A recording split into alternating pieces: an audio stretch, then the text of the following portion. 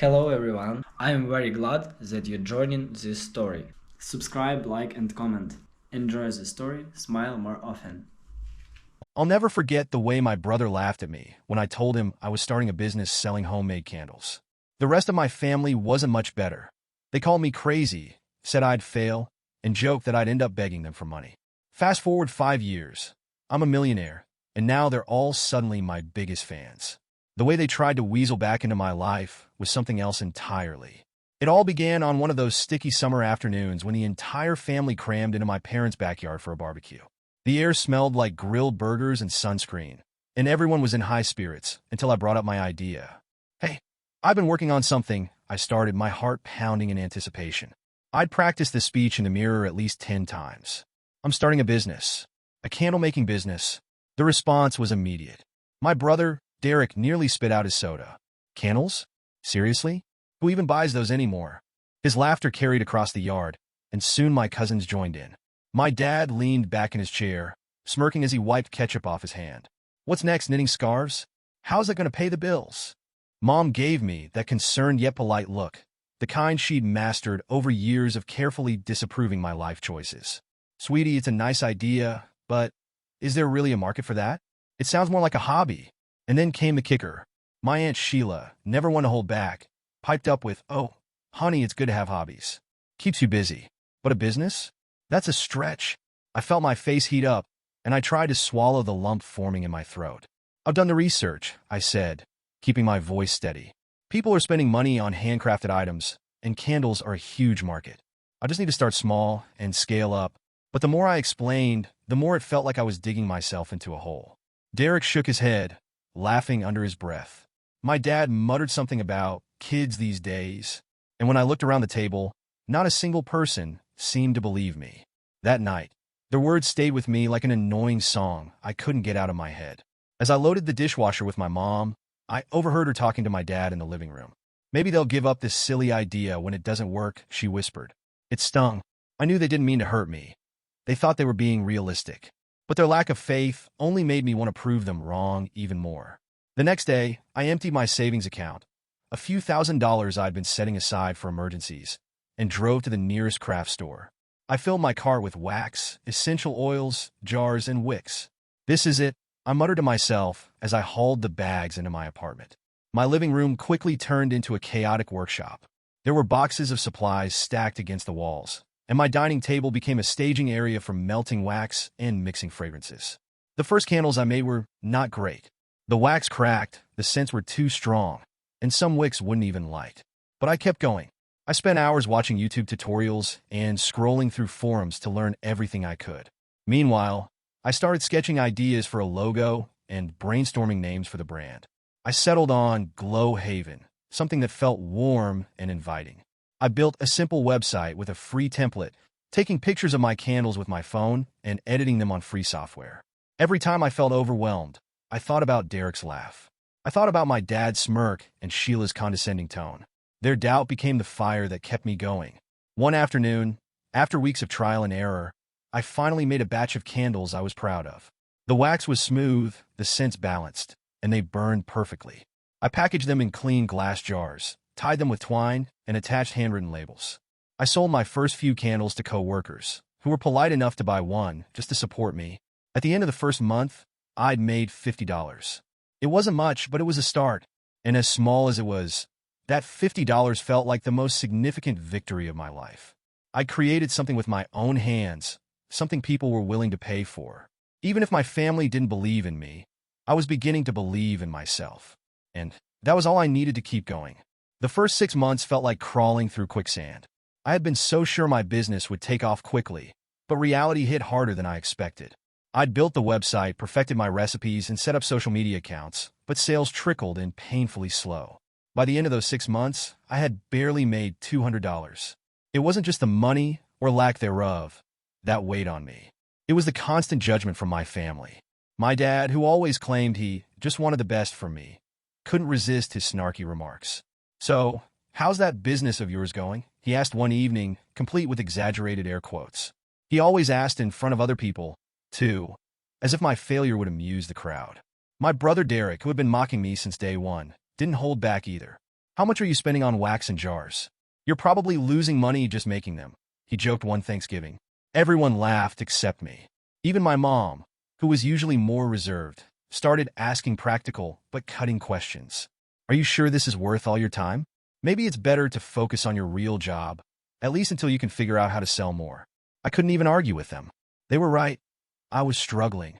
After working my 9-to-5 job, I'd come home, scarf down dinner, and spend the rest of the evening making candles or trying to figure out how to market them. On weekends, I'd shoot photos for Instagram, handwrite thank you notes for the few customers I had, and study marketing tips online. Despite all that effort, my apartment was overflowing with unsold candles. Boxes filled every corner. My tiny dining table was buried under piles of packaging supplies, and the smell of lavender and vanilla was permanently embedded in my curtains. Some nights, I'd sit in the middle of that chaos, staring at the jars of wax and wicks, and wonder if my family was right. But giving up wasn't an option. Something deep down told me I was onto something. Even if the sales weren't there yet, I believed in my candles. I knew they were good. I just needed to find the right audience. One night, while scrolling through endless YouTube videos about small business tips, I stumbled upon an idea that sparked something in me: local farmers markets. I'd been so focused on building an online presence that I'd overlooked the simplest way to connect with customers: meeting them face to face. The next morning, I called around and found a market accepting vendors. The booth fee was steep for my tight budget, but I figured it was worth a shot. I spent the next week preparing like a maniac, hand-painting signs, designing little price tags, and creating bundles to entice buyers. The morning of the market, I woke up before sunrise and loaded my car with everything I could fit. As I set up my tiny booth, a table covered in a cheap but cheerful tablecloth, candles arranged neatly, and a small Glow Haven sign, I felt like an imposter. Everyone else seemed so polished, with their fancy displays and professional setups. But as the day went on, something amazing happened. People stopped by. They picked up my candles, sniffed them, and smiled. Some even bought one or two. "I love this lavender blend," one woman said as she handed me cash. "It smells so calming. I've been looking for natural candles like these," said another customer. I ended that day with just over $100 in sales. Not much, but it was more than I'd made online in a month. More importantly, I finally felt validated. Strangers liked my work, and they were willing to pay for it. Over the next few weeks, I signed up for more markets. Each one gave me a little more confidence. I learned how to interact with customers, which scents were most popular, and how to display my products to catch people's attention. I even started getting repeat customers, people who would come back to buy more or tell me how much they loved their first purchase. My family, of course, remained skeptical. "How much are you actually making at these markets?" Derek asked one day, lounging on my parents' couch like he didn't have a care in the world. "Enough," I said curtly, not wanting to give him any ammunition. But inside, I was starting to feel something new: hope. The markets weren't just helping me make sales. They were showing me that there was a real audience for my candles. I'd found a spark, and I wasn't going to let it go out. The night my life changed started out as one of the most ordinary evenings I'd ever had. I had just finished a long day at work, followed by another few hours of pouring candles in my cluttered apartment. Exhausted, I sat on the couch with my laptop, checking my sales dashboard. As usual, it was underwhelming. Just 2 orders for the day. I sighed and closed my laptop, telling myself it's progress. Slow, but still progress. I was halfway through zoning out to a random TV show when my phone buzzed. At first, I ignored it, assuming it was just another spam email. But then it buzzed again, and then it didn't stop. Curious, I grabbed my phone and opened the notification screen. My Instagram was blowing up. "OMG, where can I buy these?" one comment read. "These are gorgeous," said another. Confused, I opened Instagram and saw dozens of new followers pouring in by the second. I scrolled through the comments and finally found the source. A customer had posted a TikTok showing off a recent purchase from me. The video was simple, just her unboxing my candles and talking about how amazing they smelled, but it had gone viral. The next morning, my website looked like it had been hit by a storm. Overnight, I'd received more orders than I had in the last 6 months combined. My email inbox was flooded with notifications, and my phone kept vibrating with messages from potential customers asking if I shipped internationally. I stared at the screen in disbelief. "This can't be real," I muttered to myself. But the sales were real: 200 orders in one weekend, and they kept coming. Panic set in quickly. I didn't have anywhere near the inventory to fulfill that many orders. My apartment was already crammed with candles, but this? This was on another level. I needed supplies, packaging, and a system to keep track of everything. I took the day off from my full-time job, grabbed my notebook, and wrote down a plan. First, I calculated how much wax, wicks, and jars I'd need. Then I figured out how to maximize my space. My living room became an assembly line, with candles drying on every flat surface. By the second day, I realized I couldn't do this alone. I called my best friend, Amy, who had been quietly cheering me on since the beginning. "Amy, I need help." Like now, Amy showed up an hour later, ready to work. Together, we packed boxes, labeled jars, and tried to keep up with the avalanche of orders. Even with her help, it felt like we were barely staying afloat. As the weeks went by, the chaos only grew. The TikTok video continued to gain traction, and more influencers started buying my candles and sharing them on their platforms. My customer base exploded, reaching people across the country. Suddenly, my little side hustle wasn't just a hobby anymore, it was a real business. I rented a small storage unit to free up space in my apartment, and eventually, I hired a part-time assistant. I was working 16-hour days, but for the first time, it didn't feel draining. I was building something, and people loved it. Then came the day I told my family. I'd avoided sharing my progress with them after months of criticism, but this felt too big to keep quiet. "So, I've been a little busy," I said over Sunday dinner, trying to sound casual. "Oh, really?"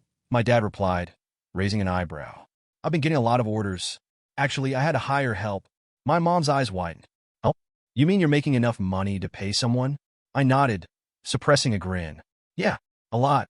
Actually, remember that TikTok thing I told you about? It kind of went viral. My website's been crazy ever since." "That's great," my mom said, her tone suddenly enthusiastic. She acted like she'd been my biggest supporter all along. "I always knew you had it in you." Derek, who had spent the last year mocking me, didn't say much. He just shrugged and muttered, "Good for you." Despite their change in tone, I couldn't shake the memory of how dismissive they'd been. It was hard to trust their sudden enthusiasm, especially when my dad started asking questions like, "How much are you making now?" and "What kind of margins are you working with?" I knew they were impressed, but it felt like they were more interested in the money than in me or my success. Still, I stayed polite and shared just enough to keep the conversation light. Meanwhile, my business kept growing. I signed a deal with a local boutique to carry my candles, and I started experimenting with new scents and seasonal collections. The momentum was incredible, but it was also overwhelming. Late one night, as I packed the last of the day's orders, I finally let myself reflect. Just a few months ago, I had been sitting in the same apartment, wondering if I should give up. Now, I was running a full-time business, and people from all over the country were excited about what I was creating. For the first time in a long time, I felt like I was exactly where I was meant to be. If the first few months after my business went viral felt overwhelming, the year that followed was an all-out storm. The demand for my candles only increased, and I found myself juggling more than I ever thought possible. I was managing inventory, handling customer service, and constantly experimenting with new scents to keep up with trends. Sleep became a luxury I couldn't afford. Within weeks of the TikTok explosion, retailers started reaching out. At first, it was small, independent boutiques, owners who wanted to carry locally made artisanal products. It felt surreal seeing emails that started with, "We love your candles," and ended with purchase orders in the thousands of dollars. I realized quickly that my little apartment, which had been chaotic enough with a few hundred orders, wouldn't cut it anymore. Amy and I spent an entire weekend packing boxes just to clear enough space to move around. "This isn't working," I admitted, slumping onto the couch as we stared at the mountain of candles still waiting to be packed. "I need more space."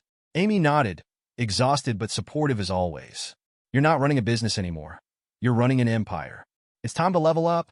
2 weeks later, I signed a lease on a small warehouse space just outside the city.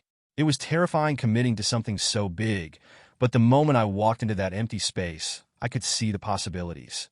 I imagined rows of shelves lined with candles, a dedicated area for pouring and packaging, and maybe even a little office space for myself. Moving everything from my apartment to the warehouse was a Herculean task. Amy and I spent days transporting boxes and equipment, and I hired a couple of part-time workers to help set up. By the time we were done, the space felt like a proper operation. Having the warehouse made everything feel more real. I finally had room to grow, and I started thinking bigger. I launched new product lines, seasonal collections, gift sets, and even personalized candles for weddings and events. Each launch brought in more customers, and each success made me hungrier for the next one. Meanwhile, my family's interest in my business grew just as rapidly. My parents, who had once been my biggest skeptics, started asking questions that bordered on nosy. So, how do you even get so many customers? My dad asked over dinner one evening, his tone equal parts curiosity and disbelief. Social media, I replied vaguely, not wanting to get into the details. You're on that TikTok thing, right? He pressed. I read somewhere that people are making millions from it. Are you making millions yet? I laughed nervously, deflecting the question. It's going well. I'm happy with where things are. Derek, of course, couldn't resist chiming in. You should let me invest, he said, leaning back in his chair like he was on Shark Tank. I could help you grow faster. Bring some fresh ideas to the table. It took everything in me not to roll my eyes. Derek had spent the last year mocking me, and now he wanted a piece of the action? Thanks, but I've got it under control, I said politely. Despite their newfound interest, I couldn't forget how dismissive they'd been when I first started. My mom's polite condescension, my dad's smirks, Derek's relentless jokes. It all replayed in my mind whenever they tried to position themselves as my allies. Even so, I kept my distance. I answered their questions politely, but didn't give away too much. When they tried to dig into the numbers, how much are you making these days? Or what's your profit margin like? I steered the conversation elsewhere. Instead, I threw myself into the business. I hired more staff, invested in better equipment, and even started working with a branding consultant to refine my image. Glowhaven was no longer just a small side hustle. It was becoming a household name in the artisanal candle world.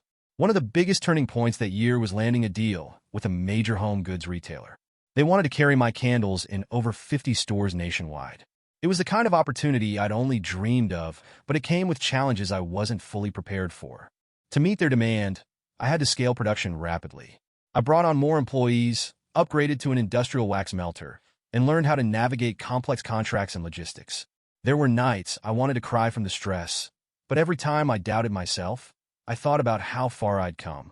And then there were the moments that made it all worth it. Seeing my candles on the shelves of a store for the first time was surreal. I stood in the aisle, staring at the display, feeling a mix of pride and disbelief. Customers walked by, picking up the candles, reading the labels, and putting them in their carts. It was everything I'd worked for, finally coming to life. As my success grew, so did my family's attempts to insert themselves into my business. My dad started dropping hints about early retirement. If you ever need advice, I'd be happy to help, he said one afternoon, clearly fishing for a role. My mom began suggesting I hire Derek. He's so good with numbers, she said, ignoring the fact that Derek hadn't shown the slightest interest in my business until money was involved. It was exhausting, but I learned to set boundaries. Thanks, but I've already got a great team, I'd say whenever they brought it up. Through it all, I stayed focused on what mattered, building my dream. It wasn't about proving them wrong anymore. It was about proving to myself that I could do it. By the end of that year, Glowhaven was unrecognizable from the little side hustle I'd started in my apartment. And so was I. I wasn't the person who needed validation from anyone anymore, least of all my family. I was running a business on my terms, and for the first time, I felt unstoppable. The day I got the email that would change my life started like any other. I was sitting in my office, the corner of my warehouse I had sectioned off with a desk and a few plants, when a notification popped up on my laptop. It was from a buyer for one of the largest retail chains in the country. I almost deleted it, thinking it was spam. The subject line, partnership opportunity with Glowhaven, seemed too good to be true. But curiosity got the better of me, and I clicked. The email outlined their interest in carrying my candles as part of a seasonal home decor collection. They were looking for a small business to feature, and after seeing the buzz around my brand online, they wanted me. The potential deal was enormous. Thousands of units to be distributed nationwide, with the kind of revenue I'd only dreamed about. I sat there, rereading the email at least 5 times. My hands were shaking as I typed out a response, trying to sound professional despite the adrenaline coursing through me. By the time I hit send, I could barely breathe. Over the next few weeks, I worked through the details with their team. It was a crash course in high-level negotiations, and I felt like a complete amateur. I hired a lawyer to help me navigate the contract, and we went back and forth over everything from pricing to production timelines. It was terrifying, but also exhilarating. This was it, the moment I had been working toward all along. When the final contract came through, I stared at the number at the bottom of the page. Over $2 million. It felt like monopoly money, something too unreal to exist in my world. I signed it, and just like that, my life changed forever. The news spread quickly. The retail chain announced the collaboration on their website, and my social media accounts exploded again. Customers were thrilled to see my candles on such a massive platform, and the orders rolled in faster than ever. But what I didn't expect was how my family would react. My phone started ringing nonstop the day the announcement went live. The first call came from my mom. "I saw the news," she exclaimed, her voice high-pitched with excitement. "I'm so proud of you. I knew you could do it." I had to bite my tongue to keep from laughing. "Thanks, Mom," I said, keeping my tone neutral. She went on about how she'd always believed in me, how she'd been telling her friends about my candles for months. I didn't have the energy to remind her of all the time she dismissed my business as a hobby. Derek's reaction was even more predictable. He didn't call. He sent a long text, which was somehow worse. "Hey, congrats on the big deal. I always knew you had potential. Let me know if you need any help scaling up. I've got some ideas that could really take you to the next level." I rolled my eyes so hard I thought they might get stuck. This was the same guy who had spent the last few years making fun of me every chance he got. Now, suddenly, he was my biggest supporter. Even distant cousins I hadn't spoken to in years started reaching out. One messaged me on Facebook. "Hey, cuz, so proud of you. Let me know if you're hiring. I could use a new gig." The whole thing was surreal. On the one hand, I wanted to revel in my success and share it with the people closest to me. On the other hand, I couldn't ignore the bitterness creeping in. Where were all these people when I was struggling to sell my first candles? Despite my feelings, I played it cool. Whenever someone congratulated me, I thanked them politely. I wasn't about to let their sudden interest distract me from what really mattered: delivering on the biggest deal of my career. Scaling up to meet the retail chain's demands was a massive challenge. I had to overhaul my production process, hire more staff, and work with new suppliers to secure enough materials. My day started at 6 in the morning and didn't end until midnight. But as exhausting as it was, I felt alive. For the first time, I wasn't just running a small business. I was running a company. The first time I saw my candles on the shelves of the retail chain, I almost cried. Amy came with me, and we wandered the aisles like kids in a candy store. There they were, neatly arranged in perfect rows, with my name and logo prominently displayed. A customer nearby picked up one of the candles and turned to her friend. "Have you heard of these? They're all over Instagram. Everyone says they're amazing." I had to walk away before I started grinning like an idiot. That moment should have felt like pure joy, but it was tinged with an undercurrent of sadness. I thought about how different it would have been if my family had supported me from the beginning. Instead of sharing in my triumph, they were trying to insert themselves into my success after the fact. By the end of that year, Glowhaven was on track to hit 8 figures in revenue. I upgraded to a larger warehouse, hired a full-time operations manager, and even started looking into international distribution. Through it all, I kept my interactions with my family surface level. They were thrilled to brag about my success to their friends, but I didn't let them get too close. I couldn't forget how they doubted me when it mattered most. As much as I wanted to forgive them, the bitterness lingered. But instead of dwelling on it, I focused on the future. I'd worked too hard to let anything, or anyone, hold me back. This was my moment, and I wasn't going to let anyone take it away from me. It was a rainy Sunday afternoon when Derek showed up at my apartment unannounced. I had just finished a marathon packing session at the warehouse and was looking forward to some much-needed downtime. The knock on the door startled me, and when I opened it to see my brother standing there with a manila folder in hand, I knew it wasn't a social visit.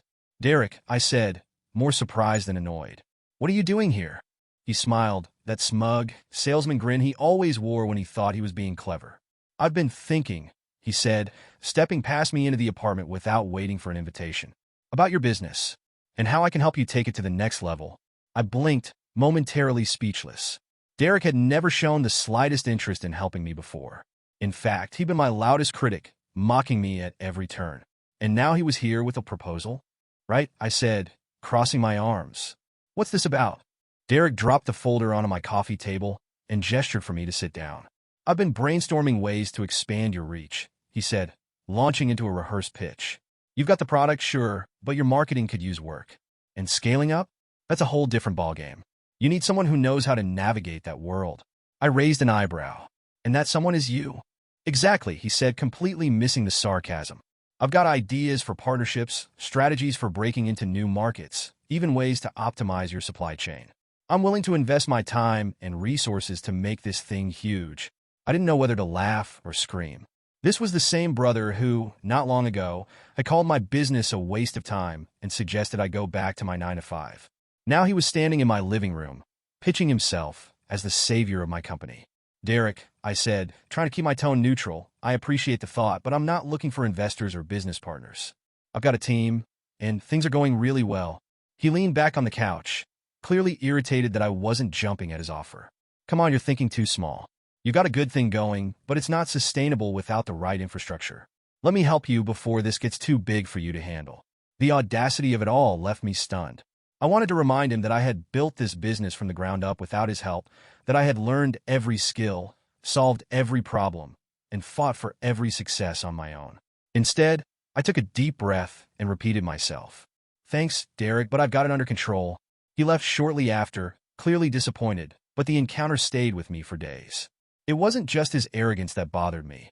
It was the assumption that I needed saving, that I couldn't possibly succeed without him swooping in to take over.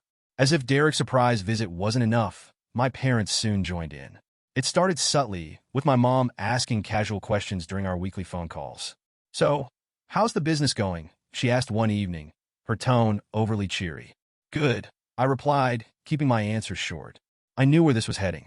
Good, she said, pausing just long enough to make it awkward. You know, your dad and I have been talking about retiring early. We've always dreamed of traveling more, maybe spending a few months in Europe. I waited, not taking the bait. Well, she continued, if you ever need advice or investors, we'd be happy to help. You could think of it as a family partnership. I bit back a sigh. Thanks, Mom, but I'm not looking for investors right now. Everything's going great as it is. Her disappointment was palpable, but she didn't push further, at least, not that day.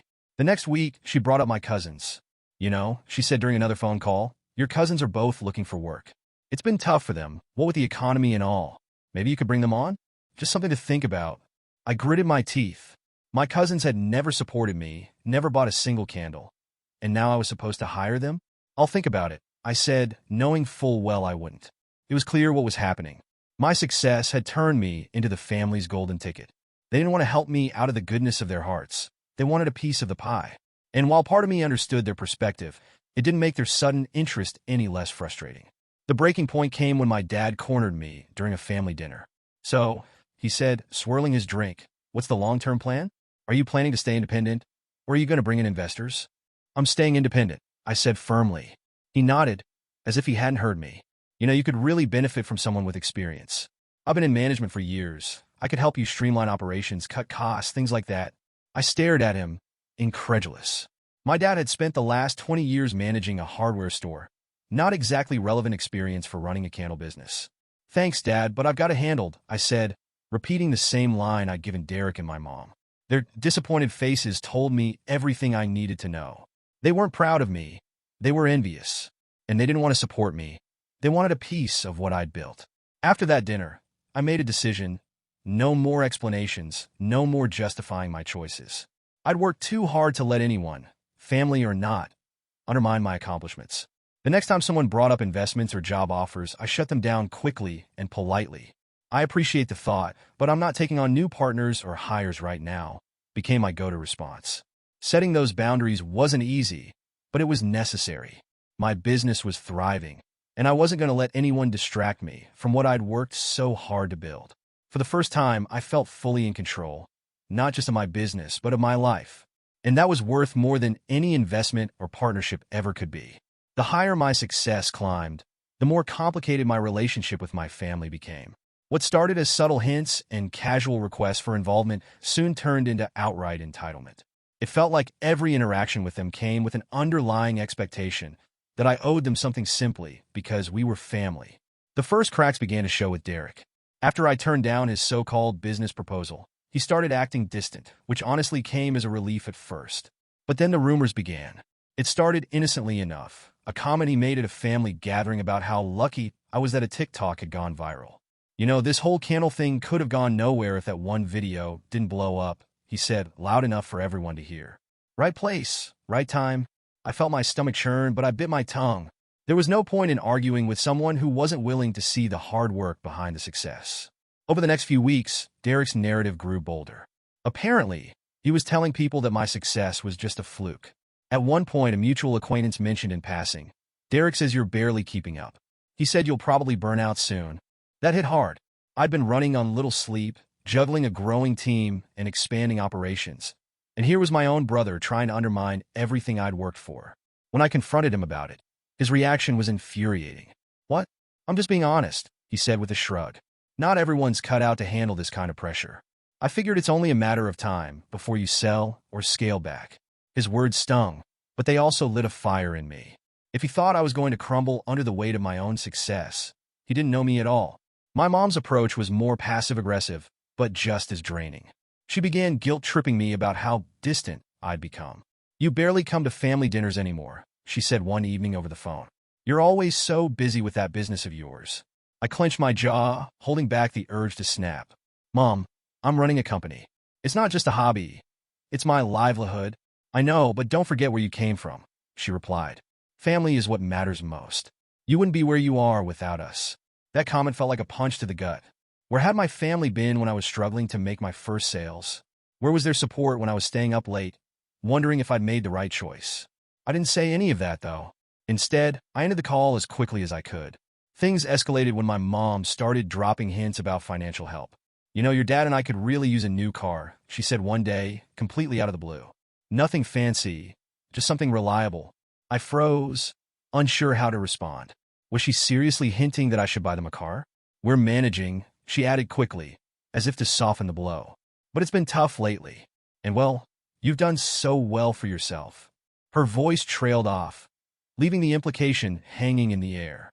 I decided then and there that I couldn't keep bending over backward to maintain these strained relationships. My family's attitude was toxic, and I needed to protect myself from their negativity.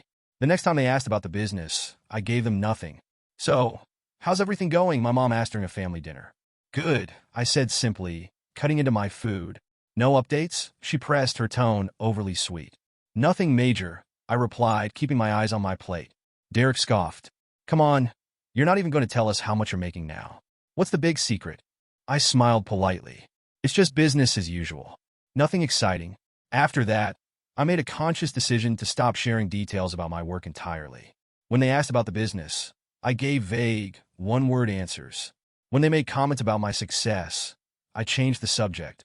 The final straw came when my dad outright asked for money. "Look," he said one afternoon while we were sitting in the backyard, "your mom and I are proud of you. We really are. But times have been tough, and we could use a little help. Just a loan, nothing big." I stared at him, trying to keep my emotions in check. He'd never outright supported me when I was struggling, but now he wanted a handout? "Dad," I said slowly, "I'm not in a position to start lending out money right now. I'm still reinvesting everything into the business." He looked disappointed but didn't argue. Still, his reaction confirmed what I'd feared. My family didn't see me as a person anymore. They saw me as a bank. Cutting them off financially was one of the hardest decisions I've ever made, but it was also the most freeing. For years, I had craved their approval, bending over backward to prove myself. But I finally realized I didn't need their validation.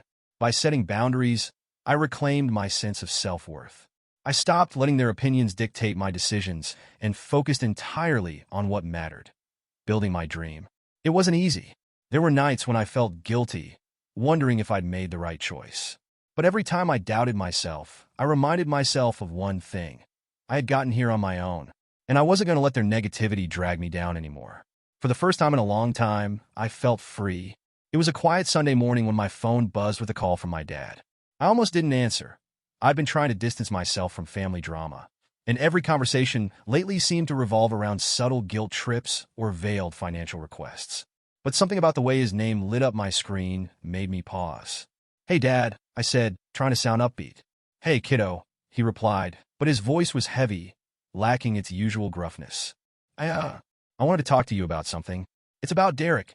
The mention of my brother immediately put me on edge. "What about him?" I asked cautiously. "Well," my dad began, sighing deeply. "He's been having a rough time lately. Lost his job a few months ago. He's been trying to get back on his feet, but, it's tough out there." I sat down, bracing myself. "I didn't know," I said honestly. Derek and I hadn't spoken much in months, and the idea of him struggling felt strange. He'd always been the golden child, the one who could do no wrong. "Yeah, he's too proud to tell anyone," my dad continued. "But I can tell it's weighing on him. And well, I was hoping you might be able to help him out, just until he gets back on his feet." For a moment, I didn't say anything. My mind flashed back to all the times Derek had laughed at me, dismissed me, and called my business a joke. I thought about the rumors he'd spread and the smug way he'd tried to force his way into my success. But I also thought about our childhood, back when we were just two kids riding bikes and playing video games together. How does he need help? I asked cautiously. Well, financially, my dad said, his voice trailing off. Just enough to cover his bills for a few months. He wouldn't ask if it weren't serious. I felt a pang of guilt. Despite everything, he was still my brother.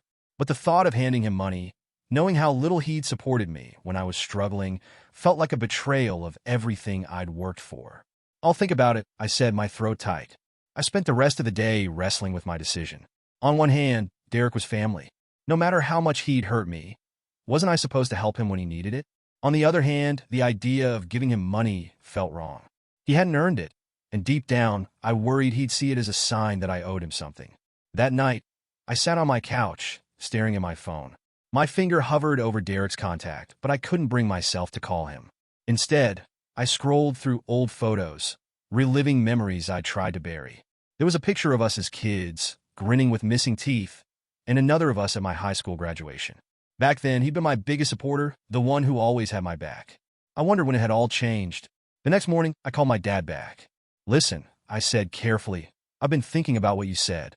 I want to help Derek, but I don't think handing him money is the right way to do it. What do you mean? My dad asked, his tone defensive.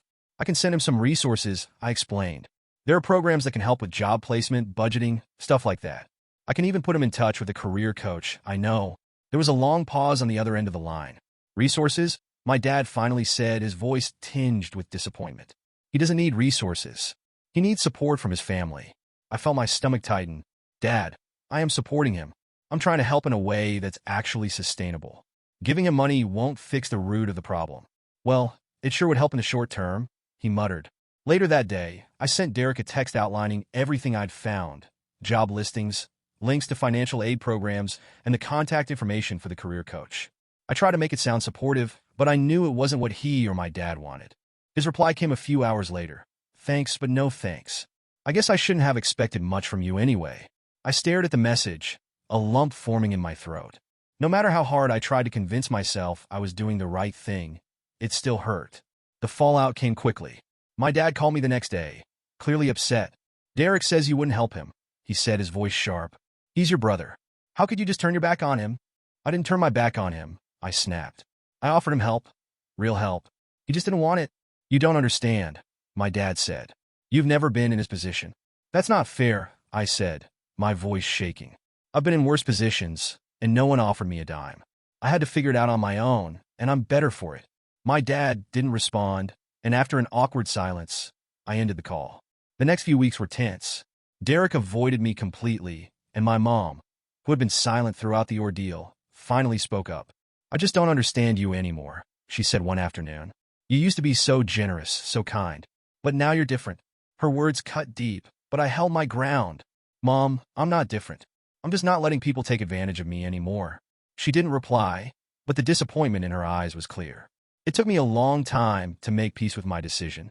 For weeks, I replayed the conversations in my head, wondering if I should have done more. But every time I thought about caving, I reminded myself of all the times they'd mocked me, doubted me, and left me to fend for myself. In the end, I stood my ground. I couldn't change their opinions of me, but I could protect myself from their negativity.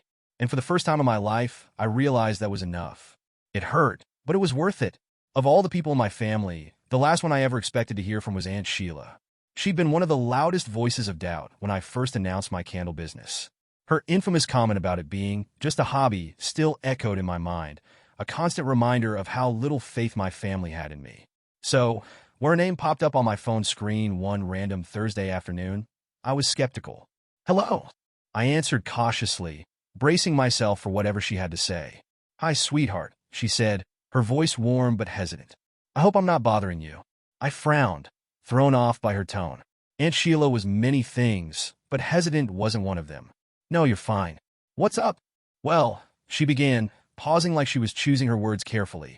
I've been meaning to call you for a while now. I wanted to apologize. That caught me off guard. Apologize? For what? For doubting you, she continued, as if reading my mind. I know I wasn't very supportive when you started your business. I said some things I shouldn't have, and I've been thinking about it a lot lately. You've done something incredible, and I'm really proud of you." I sat down, completely stunned. This was the same woman who had rolled her eyes and dismissed my dreams without a second thought. Hearing her admit she was wrong felt surreal. "Thank you," I said slowly, still trying to process. "That means a lot." "I mean it," she added. "It takes a lot of guts to do what you've done. I wish I'd seen that sooner." Her words were so genuine that I felt a lump rising in my throat. For years, I'd been yearning for even a shred of support from my family, and now here it was from the unlikeliest source. As the conversation went on, Aunt Sheila surprised me even more. "I was wondering," she said, her voice almost shy, "if I could buy some candles. A friend of mine mentioned she saw your brand in a store, and I thought it was time I tried them myself. I want to support you properly this time." I laughed softly, not out of amusement, but sheer disbelief. "You don't have to buy anything, Aunt Sheila. I can send you some." "Nonsense," she said firmly. "I want to buy them. Full price. It's the least I can do." I couldn't argue with that, so I gave her the link to my website.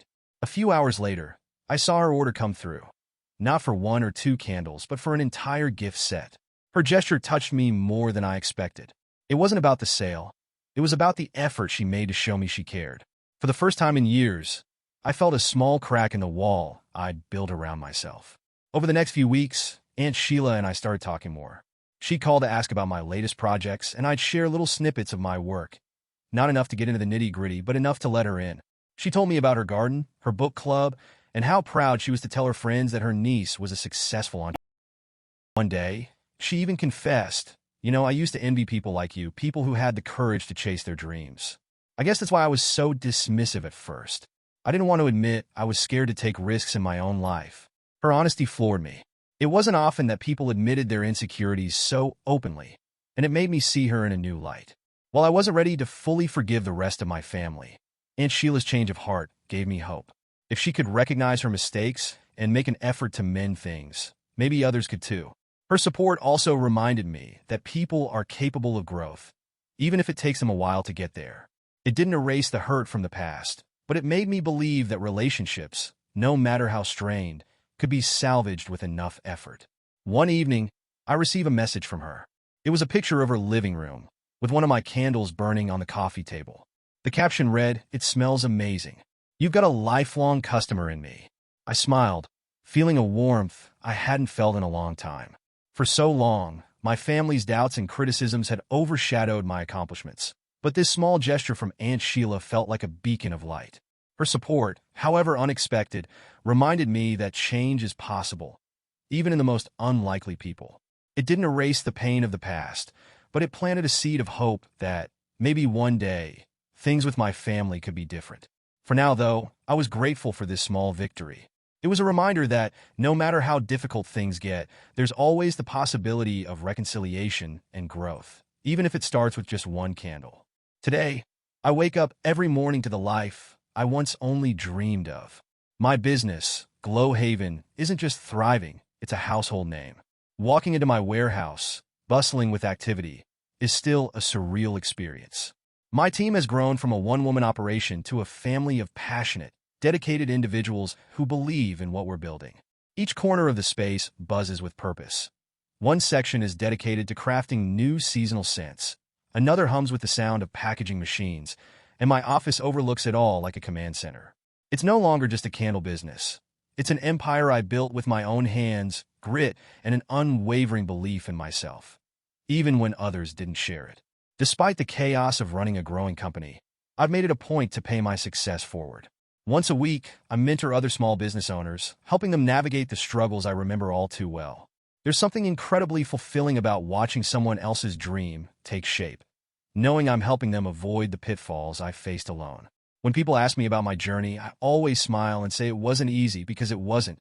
The road here was paved with sleepless nights, self-doubt, and the echoes of my family's laughter ringing in my ears. And yet, looking back, I'm strangely grateful for those moments. My family's skepticism taught me how to persevere.